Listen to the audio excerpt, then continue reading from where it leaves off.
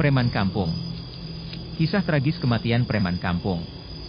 Kisah ini terjadi sekitar tahun 1980, di mana preman-preman merajalela dengan ditandai seluruh badannya dipenuhi tato yang bermacam-macam gambar.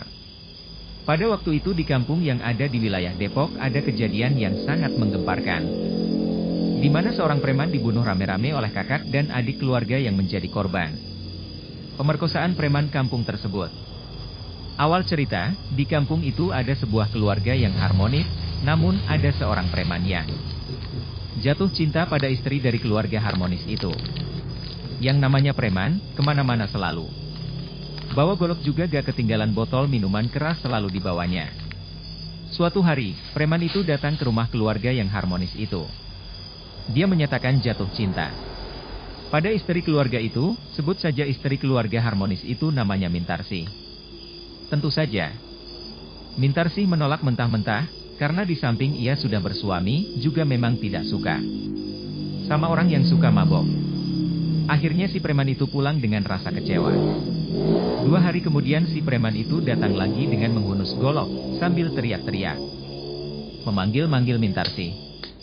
Namun saat itu yang keluar suaminya, maka si preman itu marah-marah sambil bentak-bentak suaminya, nanyain Mintarsi, "Mana bini lo? Suruh dia keluar," bentak preman itu. Si suami menjawab dengan rasa penuh ketakutan, "Ada di dapur, lagi nyuci piring." Tanpa permisi lagi si preman langsung masuk ke dapur, dan memang Mintarsi ada di dapur lagi nyuci. Dipegangnya tangan Mintarsi serta lehernya ditempelin golok. Mintarsi dipaksa untuk melayani nafsu bejatnya preman itu. Karena takut, Mintarsi terpaksa melayani nafsu preman itu di dapur.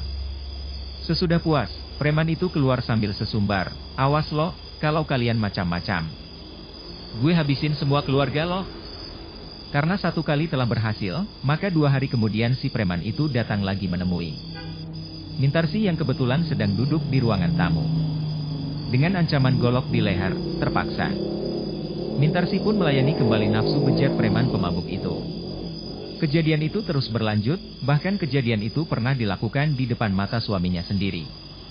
Tapi karena takut, suaminya tidak bisa berbuat apa-apa, dia hanya bisa meneteskan air mata melihat istrinya diperkosa oleh preman itu. Akhirnya suaminya datang ke rumah kakak dan adiknya. Dia ceritakan semua yang terjadi pada keluarganya. Mendengar pengaduan itu, kakak dan adiknya sangat marah, maka mereka sepakat untuk menghabisi preman itu, yang katanya si preman itu tidak mempan dengan senjata tajam itu. Dan disusunlah rencana sedemikian rupa. Beberapa hari kemudian preman itu datang lagi.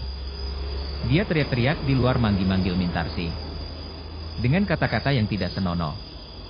Mendengar suara preman teriak-teriak, akhirnya suami Mintarsi datang mempersilahkan masuk.